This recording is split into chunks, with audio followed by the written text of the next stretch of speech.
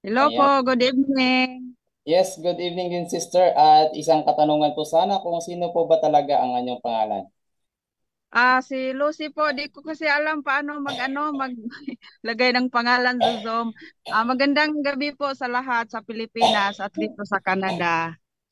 Ayun. So thank you so much. Magandang gabi, magandang umaga din po sa inyo diyan. At magte-testimony po ba kayo sister o magtatanong? Sorry po, magtitestimony po ako. Ah, naka-experience po ako ng ng kulam po dati. Tapos di ko nga alam kung talaga bang totally na ano talaga yun sa katawan ko. Kasi hanggang ngayon parang may nararamdaman ako.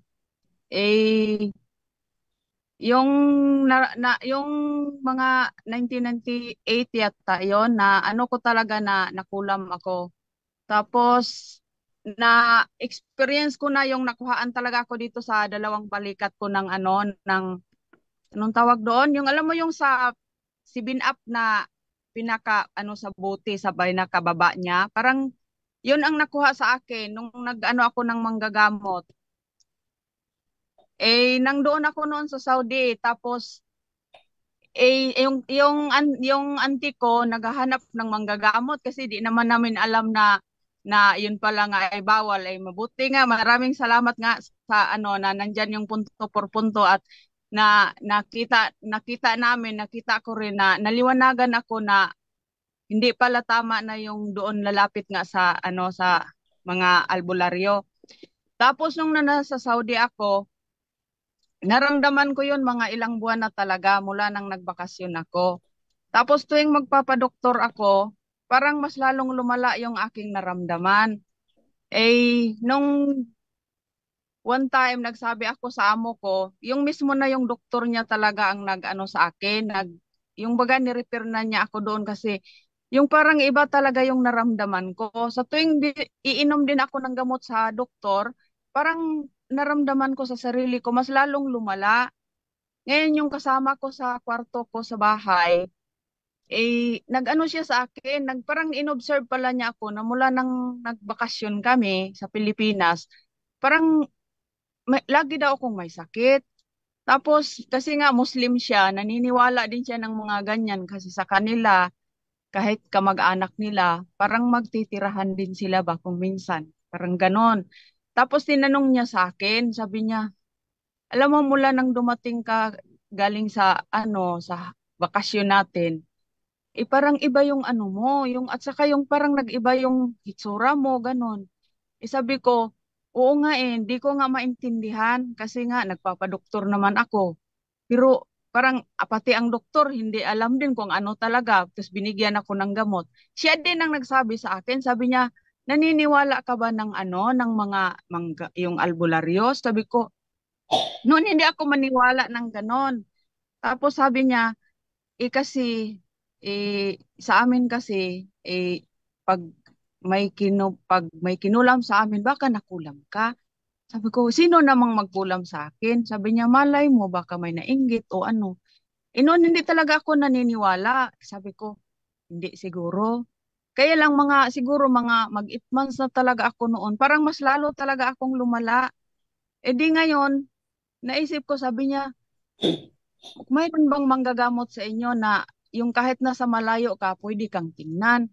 Di ako naman, nagtanong ako sa auntie ko. Di yung auntie ko naghahanap ng manggagamot. May nakita siya na yung yung nga parang yung sinaniban ng ay sinaniban ang tawag doon, yung parang Senior Santo Niño doon na pumasok sa katawan niya tapos manggagamot siya yung babae. Nakita ng auntie ko. Ngayon tinanong ng auntie ko kung pwede ba daw akong maano kahit nasa malayo. Di tiningnan niya. Sabi niya hala nakulam daw ako. Di sabi niya sabi doon nung yung babae, yung manggagamot, sabi niya na pumunta daw yung niya, yung anong tawag doon, yung abyan ba niya ba sa Bisaya, ano ba yun sa Tagalog yung abyan? Yung Santo Niño daw, pumunta daw doon sa ko sa Saudi, nakita doon niya yung bahay ng amo ko, ganun. Kuninto niya lahat talaga, tapos eksakto talaga na yung sinabi niya, yun talaga yung tinirahan ko. yung sa amo ko. Kasi palasyo yung na ano natrabahoan ko doon sa Saudi. Sabi niya, ang ganda doon ng bahay. Ay, di sa madalit sabi niya, kailangan kang umuwi kasi kailangan kang gamutin. Kasi sabi niya, parang one time mon daw ako ba, karang kanang patyon ba ya daw ko yung patayin daw talaga ako. So, tinanong ko yung albularyo, sabi ko, bakit naman patayin ako? Wala naman akong kasalanan. Sabi niya, hindi kasi may nainggit sa iyo. Hindi sa madalit sabi, kasi nga parang malala na talaga yung naramdaman ko.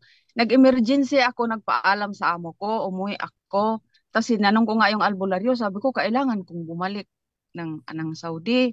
Paano ba yan? Magagaling ba ako agad? Sabi niya, sige, titingnan natin. Di. Ngayon, nung umuwi ako ng Pilipinas, mga 15 days lang talaga ako umuwi ng Pilipinas noon kasi emergency lang yung uwi ko eh. Kasi kababalik ko lang galing sa bakasyon. E di nung umuwi ako, ang gamot niya, tuwing 6 o'clock ng evening, gagamutin niya ako. Tapos, ang sabi sa akin nung yung albularyo, sabi sa kanya yung abyan niya na magturok daw ko, pirdon nga kandila, tapos magluhod daw ko dito na may shrine kasi sa amin sa Davao na yung shrine na yung parang paakyat talaga siya na 14 station from daw doon sa baba magluluhod daw ako paakyat, sabi ko hindi ko kaya yung 14 station na hanggang doon sa pinakatuktok, sabi ko sa manggagamot. Di sabi niya, pwede naman kausapin yung yung si Senior Santo Niño.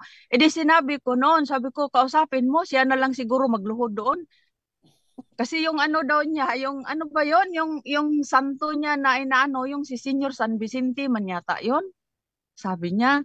Di ngayon, sa loob ng 3 araw na every 6 p.m. ako ginagamot, inaano niya yung balikat ko. Kaya nung pangatlong araw, nakuhaan talaga ako ng dito, yung buti. Ang sabi ng albularyo, malapit na daw yun doon sa puso ko. Kasi tuwing hihinga din naman talaga ako, parang may sumasabit na dito sa puso ko. Di natanggal nga yun, dalawa talaga yun nilagay dito, pinakita niya sa akin.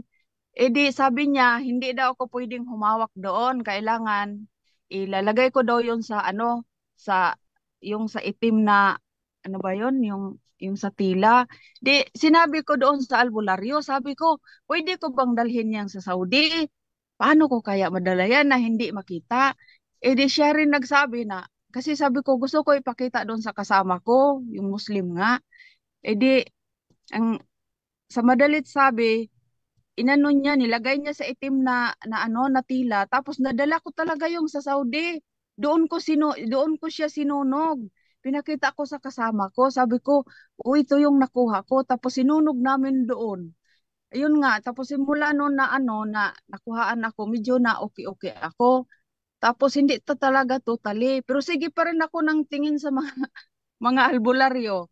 Tapos sabi ng albularyo, yung nakakuha sa akin dito sa balikat ko, sabi niya, yung nagtira daw sa akin, mas malakas daw. Parang madaog ba siya ba? Madaog siya. Tapos sabi ko, hindi ka pala totally talaga na makakuha. Di sabi niya, eh, hanggang doon lang daw yung power niya. Kasi yung daw nga daw nagkulam sa akin, mas malakas. Mas malakas daw talaga.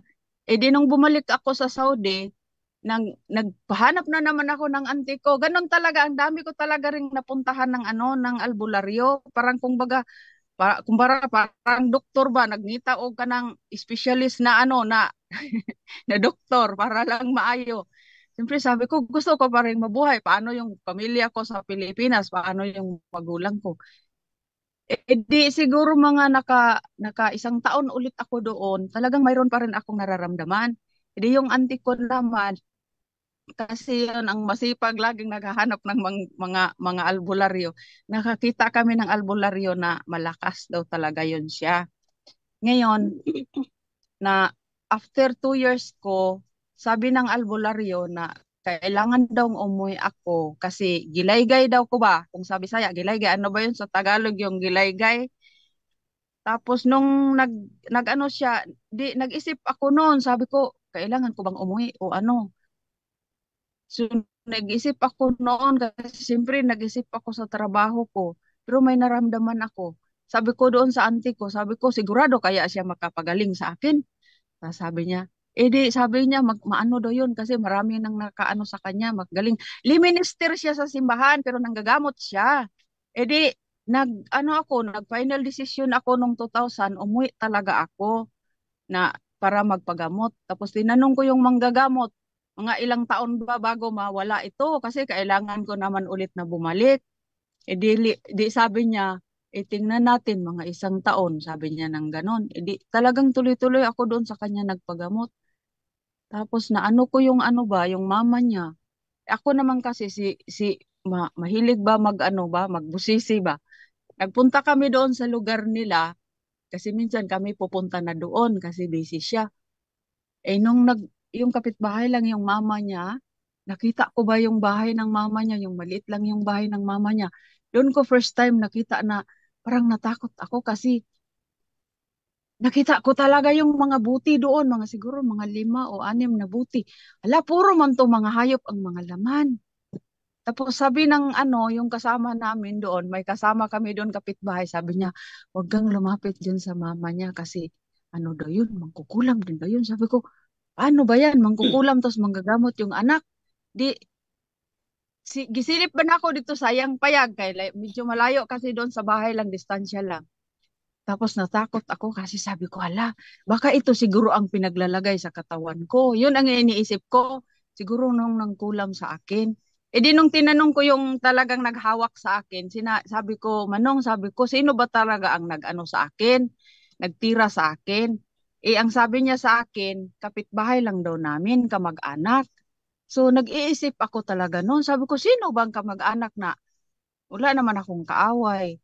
Tapos yung dinescribe niya, naalala ko. Tapos sabi niya, may naalala ka na may binigyan ka ng ano daw, yung binigyan mo siya ng regalo, yung parang, yung kung ano yung nag-share ka sa blessing mo, tapos hindi siya nakontento. Kasi iniisip ko noon, tapos sabi ko, oo nga, parang may naisip ako na kapitbahay ko na fair naman lahat ang bigay ko noon kasi mahilig akong magbigay, parang nag-share ako sa blessing ko. Nagpunta siya sa akin sa bahay, naghingi siya ng dagdag. Tapos sabi ko, wala nang ang dagdag. Tapos simula noon, oo nga, napansin ko na nagalit siya sa akin. Tapos sabi ko, wala nang dagdag kasi lahat naman ng binigay ko is pantay-pantay. Simula noon, hindi na ako nagbigay tuwing uwi ako ng Pilipinas, magpapabox ako, hindi na ako namigay kasi sabi ko, kulamin man lang pala ako, namigay na nga ako, tapos hindi pa makuntinto. Dapat makuntinto kahit gaano kaliit ang ibibigay kasi naghihirap din ako noon at saka lahat naman talaga pinantay ko. Gusto ko lang, sabi ko, ang gusto ko lang kasi yung mabigay ko rin yung blessing sa inyo sa mga kapitbahay. Simula noon, hindi na ako nagbigay. Hindi mga isang taon talaga akong ginamot niya. Medyo na okay ako doon. Tapos yun, bumalik na ako ng abroad ulit. Pero kahit na bumalik ako ng abroad, nag-aano pa rin ako sa manggagamot. Ito lang talagang mga siguro mga last year lang doon ko narinig kasi ito, doon ko na-realize na may naramdaman talaga ako kahit hanggang ngayon. Ano naman ako, nagdadasal, pero yun nga, siguro siguro yun, sa kulang pa siguro yun. Bro Wendell, magtanong nga ako. Ng Sister Lucy, nagpahinga kasi Oh, si Brother Windel oh, kasi alang ano na sila dumating galing Davao kaya Okay lang bro, nagpahinga. okay lang bro. Ay, Ito sige lang, po, Bro Windel. huling sagot lang ito ha. Ah, dahil 2:00 na kaming madaling araw naka-uwi from Davao, and then may pinaprocess sa office kanina. So, raise muna. Ito lang, isa na na huling sagot. Kapatid, kung taga saan kayo na diocese sa sa ano po kami Pilipinas? bro? Sa Davao. Oo, Davao. Meron naman Oh. silang exorcist diyan sa Davao. Pero ang payo ko sa Excuse mo na ah, bro Wendell ah. Nakausap ko po yung Episcopal Vicar for Leyte ng Davao. kasi bumisita po siya dito sa atin. Pwede daw siyang mag-cater sa mga ganyang case, Bro Wendell. So, Very good. di lang siya magpapaano. Pero sabi sa akin ni Father na kung meron daw tayong mga ano dito, mga pasyente na taga Davao or malapit sa Davao, pwede daw natin ipasa sa kanya, ibigay natin sa kanya kasi siya daw yung mag-handle. Oo, so mas mabuti. Una, pag pupunta ka kahit saan at sinong albularyo, iisa lang ang findings nila na kulam ka. At Oo nga. pwede rin yan na dahil bawat di naman alam nila na bawat albularyo batay sa tinatalakay ni Father Jose Francisco Sequia, kumukuha ng kapangyarihan doon mismo sa demonyo. Di alam niyan ng mga albularyo. Pero yon ang kadalasan na findings nila, nakulam ka. At kung naniniwala ka sa kanilang findings, una, kontaminado ka na. Kaya nga sa solemn exorcism, kahit anong sabihin ng mga open and psychic abilities, di pwedeng paniwalaan. Ikalawa, sa Ministry of Liberation, ang pinakamahirap na tanggalin na mga demonyo na kumakapit sa katawan ng tao, yung pasyente na paiba-iba na ang albularyong napuntahan. Dahil bawat albularyo ay may inilagay sa katawan ng mga fallen angels. Yun ang binanggit ni Father Jose Francisco Sequia. No? So ang payo ko sa iyo, kapatid, mas mabuti itigil mo na ang paglapit sa albularyo. Huwag mong paniwalaan na nakulam ka. Totoo naman ang kulam, pero protected ka sana sa grasya ng Diyos sa tatlong paraan. Proper faith. Pero ang tanong, proper faith ba ang pagpunta nimo sa albularyo? Hindi. Dahil syncretism yan. Proper faith, proper disposition of morality, at state of grace. May asawa ka ba, kapatid? Wala po. So, okay. Wala po. Okay. So, ang payo ko sa iyo, mas mabuti na makipagkita ka sa Office of Exorcism para mag-guide ka, dahil kadalasan pag marami na ang napuntahang albularyo, pakinggan muna natin to si Father Jose Francisco Sequia, ha? Batay sa kaniyang pahayag, ito. Pakinggan natin, kapatid. Actually, if you use any kind of charm to gain good luck or protection against bad luck from another religion, you're actually already allowing the spirits of that religion to come into your Catholic faith. And of course, there will be now a conflict between the kingdom of God and the kingdom of the evil one. Precisely because that would be an idolatrous practice, precisely because you are relying on other powers. But everything is under God, the power of God. So we cannot, seek. If you try to seek our powers or benefits outside of God, then we enter into the world of the fallen angels. Yon ang peligro. Kung naghanap na tayo ng kapangyarihan labas sa simbahan, yon ay kapangyarihan na ng demonyo. At iba't iba ang atake nila. Pwedeng sa katawan, opresyon na yan, demonic obsession, isipan at damdamin, opresyon pag sa katawan. At kung marami na ang mga napuntahan na mga albularyo, delikado na. Ito'y pwedeng maghatid sa demonic possession. Kaya ang payo ko, mas mabuti itigil mo na, ikumpisal mo, i-renounce, and then punta ka para mag-guide ka, punta ka sa Office of Exorcism. Kung meron mang mga lana, oil, o habak galing sa albularyo, isuko mo yan sa Office of Exorcism, kapatid. Yun po. Oo nga bro, kasi na ano, yung pagbalik ko talaga 2016 na may dala ako noon na lana galing sa manggagamot, tapos siguro parang pinarealize siguro sa akin ng Panginoon ba, kasi nung mula nang naghungkong kasi ako na nag-serve na ako sa simbahan doon, sa choir ako. Tapos nung 2016 na umuwi ako, 2018 yata yon, nung papunta na sana ako dito sa Canada, nag-uwi lang ako saglit sa Pilipinas kasi para makita ko yung mama ko. Doon sa Clark, na ang tagal ko na yun din dinala, alam mo yung binigay din ng pinsan ko yun, yung bala na nilagyan ng Latin, malay ko ba, sabi niya, ay maganda yan, ako naman kasi si tuo-tuo, tinanggap, ang tagal ko na yun na dinala, nilagay ko lang yun sa wallet, nag-Saudi kung saan-saan akong bansa nakarating, di talaga yun nahuli. Nung nasa Clark ako ng airport, ang natagalan talaga akong pumasok, ilang beses iniskan yung yung hankiri ko na pakbag. Sabi ko, ano bang mayroon diyan?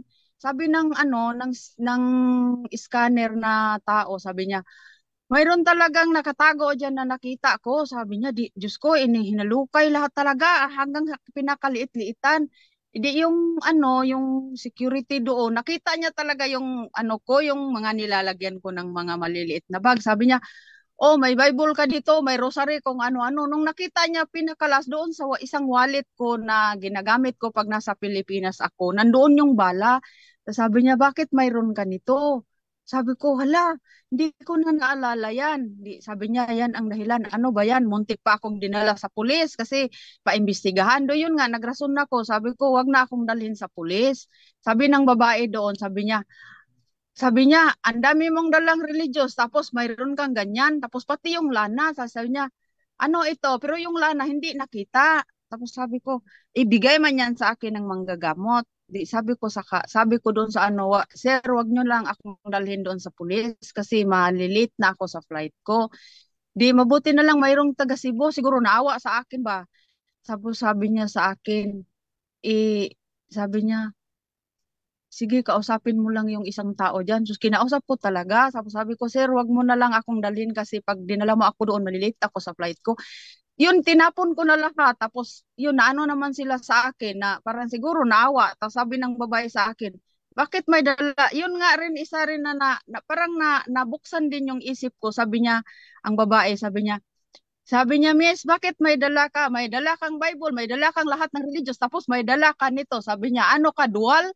Sabi ko, hindi rin ako nakapagsalita. Yun, sabi ko, sige, kung ito yung dahilan na itatapon ko, tinapon ko talaga lahat sa basurahan. Simula noon, hindi na ako nagtanggap ng mga yung sa albularyo. Pero may contact pa rin ako. Simula lang na narinig ko nga yung nyo, yung sa inyo nga bro, yung dito nga sa punto por punto. Doon ko naisip na, alam, ano pala talaga ako. Siguro mayroon talaga ako sa katawan ko.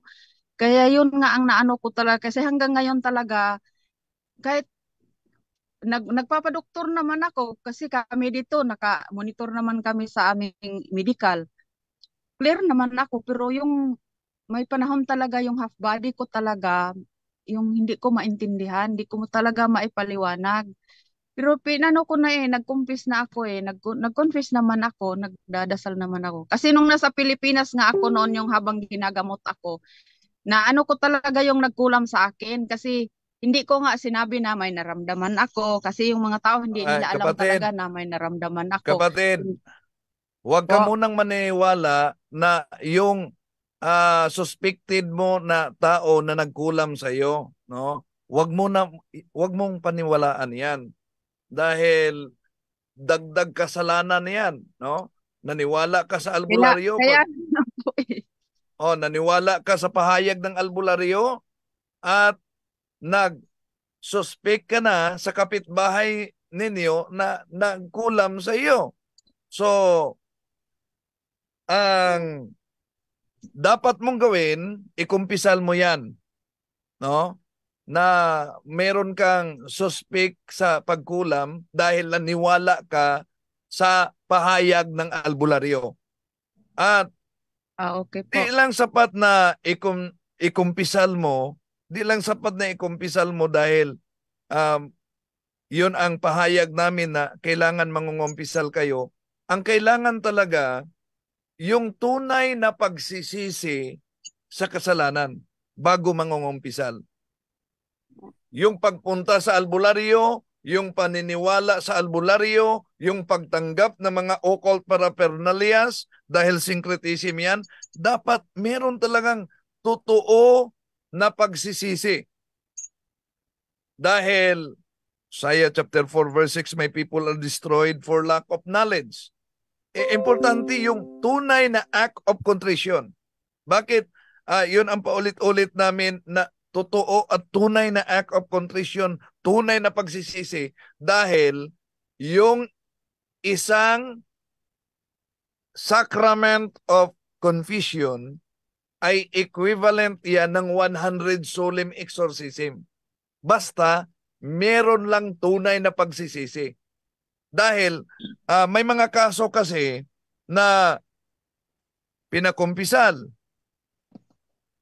dahil kailangan talaga matagal nang hindi nagkumpisal pero nagkumpisal dahil pinakumpisal siya at absent yung tinatawag na tunay na act of contrition. Kaya pagbalik sa office, yun, possess pa rin. So, bakit? Wala ang tunay na pagsisisi. Pero kung meron talagang totoo na act of contrition sa mga nagkalipas na mga kasalanan at mga occult practices na ginawa, ang isang sacrament of confession ay equivalent of 100 solemn exorcism. Yon, kapatid. Maraming salamat po, bro. At saka may isa pa po akong testimony. Actually, maraming salamat nga pala kay Bro Jando at saka kay Sis Edna. Kasi yung mama ko talaga, pinapunta ko talaga sa Butuan kay Father Dines. Nakapunta talaga sila nung past 2 weeks. Tapos yung mama ko, hindi na talaga yon, halos siya makalakad, tapos pinadoktor ko talaga, malaki na ng gastos ko. Hindi siya talagang mayroon mang mga findings, pero dahil nga rin na yun nga kami naniniwala nga sa albularyo, yun naisip ko nga rin na ipaano ko siya doon, ipahiling. So sa awa ng Diyos, silang lahat pala na sumama, 8 sila na sumama, may mga nararamdaman. Pero yung punto, yung ano lang talaga doon, yung mama ko talaga doon ang pinukus ko na na andalhin.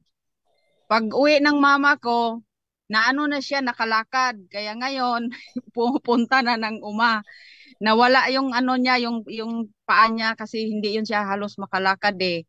Na daw gumaling. Tapos lahat daw ng ng mga na nagpunta doon na nahiling sila, gumaling sila.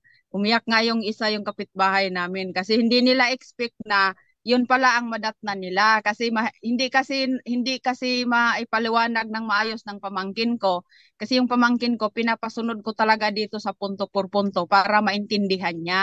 Kaya yun, nagpunta talaga sila. Kaya maraming salamat talaga sa punto por punto. Tapos si Father Dines, tinry namin na na kung pwede sana, ma-invite namin siya. Kasi yung bahay ko bro, na bago kong pinatayo, nabuhusan din ng dugo.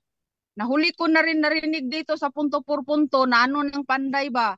Tapos nung binlisingan nung last June, yung pare, sinabi ko doon sa sa pamangkin ko na, yung way of, yung sinabi nga ni Father Darwin, di sabi ng pare na hindi daw niya kabisado yung tiningnan man niya yung book ng deliverance ni Father Sikia kasi nag-order ako sa iyo bro, Wendell. Diyan ako laging nag-order sa iyo, marami na akong in-order, mayroon na naman akong ngayon order, pinadala ko doon sa Davao, yung crucifix at saka yung rosary. Tapos sabi ng pare na hindi daw niya kabisado kaya yung ginamit niya yung blessing lang. Nung tinanong ng pamangkin ko doon kay Father Dennis, sabi niya kailangan daw talaga yun yun nga yung sabi nga ni mo bro na yung i-break ba talaga. Kaya inaano ko na yung in-invite ko si Father Dennis, kung hindi siguro siya busy, baka papuntahin namin siya doon sa amin. Yun ang ko.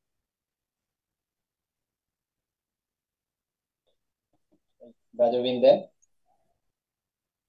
Okay, Okay. kalimutan yung ano, te, ha? Yung Ipa-break yun. cares. Go ahead, Brother Windon. Bro Jando? Oh, wag lang kalimutan yung ano, yung cares. Mm-mm. Kasi baka yung iba kasi, based on my experience, pag okay na, nakakalimutan yung cares. Parang halimbawa, minsan may nagpahiling na ano, na tomboy. Pag uwi doon, ganun pa rin. May kalipin pa rin na babae. No, parang walang nangyari ba? O kaya, sana yung cares, wag kalimutan yun.